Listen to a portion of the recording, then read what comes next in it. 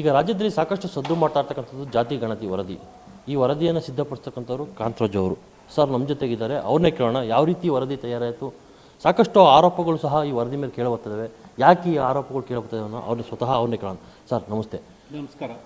ಈಗ ನೀವೊಂದು ವರದಿ ಕೊಟ್ಟು ಸರ್ಕಾರಕ್ಕೆ, ಇವತ್ತು ಕ್ಯಾಬಿನೆಟಲ್ಲಿ ಆ ವರದಿಯನ್ನು ಇಟ್ಟು ಅದಕ್ಕೆ ಅನುಮೋದನೆಯನ್ನು ತೆಗೆದುಕೊಳ್ಬೇಕಂತ CM ಅವರಿದ್ದಾರೆ. ಫಸ್ಟ್ ಆಫ್ ಆಲ್ ಈ ವರದಿ ಬಗ್ಗೆ ಏನು ಹೇಳ್ತೀರಾ ಸರ್?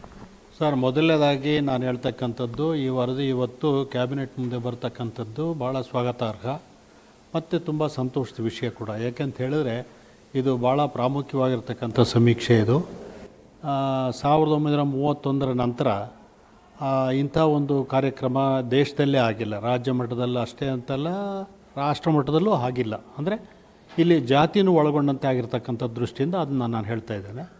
ಆದ್ದರಿಂದ ಇದಕ್ಕೆ ಇದು ಆಮೇಲೆ ಮನೆಗೆ ಪ್ರತಿಯೊಂದು ಜನಾಂಗವನ್ನು ಒಳಗೊಂಡಂತೆ ಮಾಡಿರ್ತಕ್ಕಂಥ ದೃಷ್ಟಿಯಿಂದ ಮಾಡಿರೋದ್ರಿಂದ ಸರ್ವತಾ ಇದು ಅಭಿವೃದ್ಧಿ ಕಾರ್ಯಕ್ರಮಕ್ಕೆ ಅನುಕೂಲ ಆಗ್ತದೆ. ಅದರಿಂದ ಇದು ಜಾರಿ ಕೊಡ್ತಕ್ಕಂಥದ್ದು ಭಾಳ ಒಳ್ಳೆಯ ಕೆಲಸ.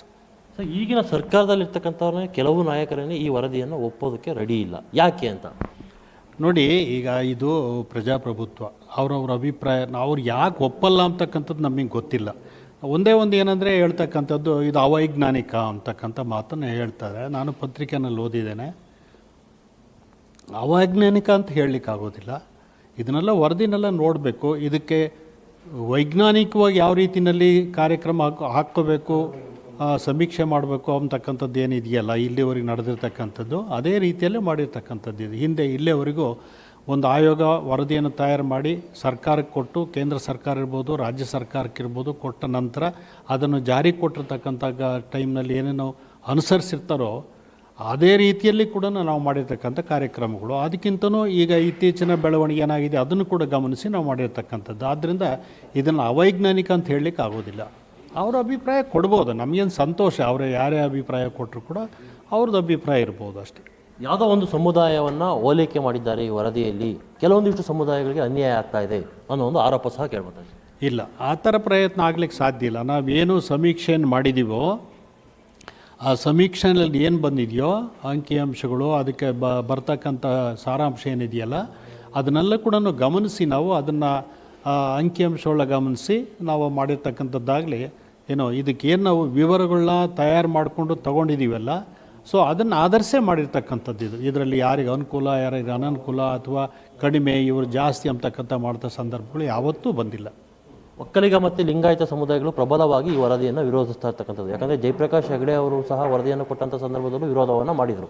ಈಗ ಅದೇ ಸಮುದಾಯಗಳು ಸಹ ಈ ವರದಿಯನ್ನು ವಿರೋಧ ಮಾಡ್ತಾ ಇರ್ತಕ್ಕಂಥ. ಯಾಕೆ ಸರ್ ಅಂದರೆ ಈ ವರದಿಯಲ್ಲಿ ಅವರಿಗೆ ವಿರುದ್ಧವಾಗಿರ್ತಕ್ಕಂತಹ ಅಂಶಗಳು ಇದಾವ ಅಂತ? ಅಲ್ಲಲ್ಲ, ಏನು ಇದರಲ್ಲಿ ಏನಿಲ್ಲ. ಈ ಸಮೀಕ್ಷೆನಲ್ಲಿ ಏನಿದೆಯೋ ಅದನ್ನು ಮಾಡಿದ್ದೇವೆ. ಅಕಸ್ಮಾತ್ ಏನಾದ್ರು ಇದ್ದರೆ, ಅಂಥದ್ದು ಏನೋ ಸಂದರ್ಭ ಇದ್ದರೆ ಸರ್ಕಾರದವರು ಕೂಡ ನೋಡ್ಕೋತಾರೆ, ಅದರಲ್ಲಿ ಏನಿಲ್ಲ. ಇದರಲ್ಲಿ ನಾನು ಇಷ್ಟು ಮಾತ್ರ ನಾನು ಹೇಳ್ತೇನೆ, ನಾವು ಸಮೀಕ್ಷೆಯಲ್ಲಿ ಬಂದಿರತಕ್ಕಂಥ ವಿವರಗಳನ್ನ ಅಳವಡಿಸಿಕೊಂಡೇ ನಾವು ಮಾಡಿರ್ತಕ್ಕಂಥ ವರದಿ ಇದು. ಅಂದರೆ ಯಾವುದೇ ಕಾರಣಕ್ಕೂ ಸಹ ಇದು ಅವೈಜ್ಞಾನಿಕವಾಗಿಲ್ಲ, ವೈಜ್ಞಾನಿಕವಾಗಿ ನೀವು ಮಾಡಿದ್ದೀರಾ. ಯಾವುದೇ ಕಾರಣಕ್ಕೂ ಸಹ ಯಾವುದೇ ಒಂದು ಜಾತಿ ಸಮುದಾಯಕ್ಕೆ ವಿರುದ್ಧವಾಗಿಲ್ಲ ಅಂತ ನೀವು ಹೇಳ್ತಾ ಇದ್ದೀರಾ ಸರ್? ಹೌದೌದು, ಯಾವ ಜಾತಿ ಸಮುದಾಯಕ್ಕೂ ಇದು ವಿರುದ್ಧವಾಗಿಲ್ಲ. ನಾವೇನು ನಡ್ಕೊಂಬಂದಿದ್ದೇವೋ ಅಲ್ಲಿ ಕಾರ್ಯಕ್ರಮದಲ್ಲಿ ಹಮ್ಮಿಕೊಂಡಿದ್ದೇವೋ ಅದ್ರ ಪ್ರಕಾರ ನಾವು ಮಾಡಿರ್ತಕ್ಕಂಥದ್ದು. ಆಮೇಲೆ ಇದರಲ್ಲಿ ಇದು ನಮ್ಮದು ಸಮೀಕ್ಷೆ ಮಾಡಿಲ್ಲ, ಅವ್ರ ಸಮೀಕ್ಷೆ ಮಾಡಿಲ್ಲ ಅಂತಕ್ಕಂಥ ಮಾತು ಕೂಡ ಬರ್ತಾ ಇದ್ದಾವೆ.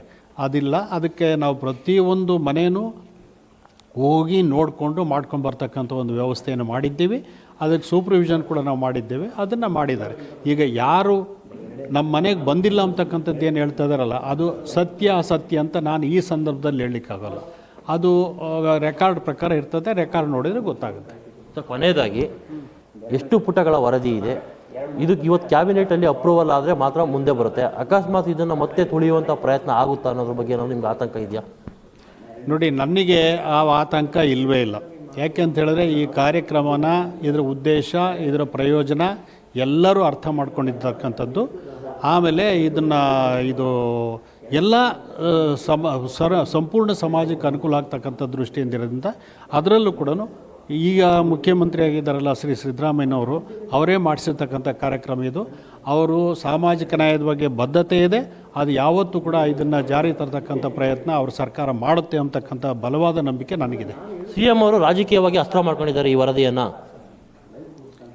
ಅಲ್ಲ, ನನಗೆ ಯಾವ ದೃಷ್ಟಿಯಿಂದ ಅರ್ಥ ಮಾಡ್ಕೊಂಡಿದ್ದಾರೆ ಅಂತ ನಾನು ರಾಜಕೀಯವಾಗಿ ಸಾಮಾಜಿಕವಾಗಿ ಅಂತಲ್ಲ, ಅವ್ರು ಮಾಡಿರ್ತಕ್ಕಂಥದ್ದು ಇದು ಉದ್ದೇಶ, ಇದು ಯಾವ ಉದ್ದೇಶಕ್ಕೆ ಮಾಡಿದ್ದಾರೆ ಅಂತಕ್ಕಂಥದ್ದು ಅವ್ರಿಗೆ ಗೊತ್ತಿದೆ, ನಿಮಗೂ ಎಲ್ಲ ಗೊತ್ತಿದೆ. ಇದನ್ನು ಯಾಕೆ ಮಾಡಿರ್ತಕ್ಕಂಥ ಉದ್ದೇಶ ಅಂತ ಹೇಳಿದರೆ, ಸರ್ವೋಚ್ಚ ನ್ಯಾಯಾಲಯಗಳು ಕೂಡ ಅನೇಕ ಬಾರಿ ಇಂಥ ಒಂದು ದತ್ತಾಂಶಗಳು ಬೇಕು, ಎಂಪೆರಿಕಲ್ ಡೇಟಾ ಬೇಕು ಅಂತ ಹೇಳ್ತಕ್ಕಂಥ ದೃಷ್ಟಿಯಿಂದ ಇದರ ಅವಶ್ಯಕತೆ ಇತ್ತು, ಮಾಡಿದ್ದಾರೆ.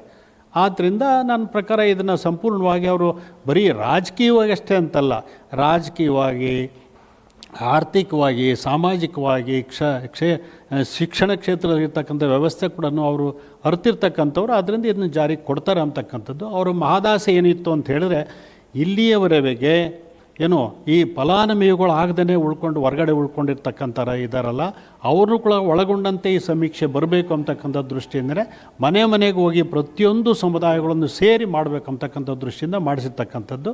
ಅದರಿಂದ ಅವರಿಗೆ ಇದ್ರ ಬಗ್ಗೆ ಇದರ ಪರಿಣಾಮಗಳ ಬಗ್ಗೆ, ಇದ್ರದ್ದು ಪ್ರಯೋಜನದ ಬಗ್ಗೆ ಎಲ್ಲ ನನಗೆ ಮಾಹಿತಿ ಇದೆ ಅವರಿಗೆ ಅಂತಕ್ಕಂಥದ್ದು ನನಗೆ ಅನ್ನಿಸ್ತದೆ. ಅವ್ರಿಗೆ ಗೊತ್ತಿದೆ, ಅವರಿಗೆ ಎಲ್ಲ ಇದು ಎಷ್ಟು ಪ್ರಯೋಜನ ಇಂಥ ಒಂದು ಸಮೀಕ್ಷೆ ಅಂತಕ್ಕಂಥದ್ದು ಅವ್ರಿಗೆ ಗೊತ್ತಿದೆ. Okay, thank you sir. ಇದಿಷ್ಟು ಏನೋ ಅಂದಿನ ಜಾತಿ ಗಣತಿಯ ಅಧ್ಯಕ್ಷತೆಯನ್ನು ವಹಿಸಿ ವರದಿಯನ್ನು ತಯಾರು ಮಾಡಿರ್ತಕ್ಕಂಥ ಕಾಂತರಾಜು ಅವರ ಮತ್ತು ಕ್ಯಾಮ್ರಾಮನ್ ರಮೇಶ್ ಜೊತೆ Raghavendra VN, power TV, Bengaluru.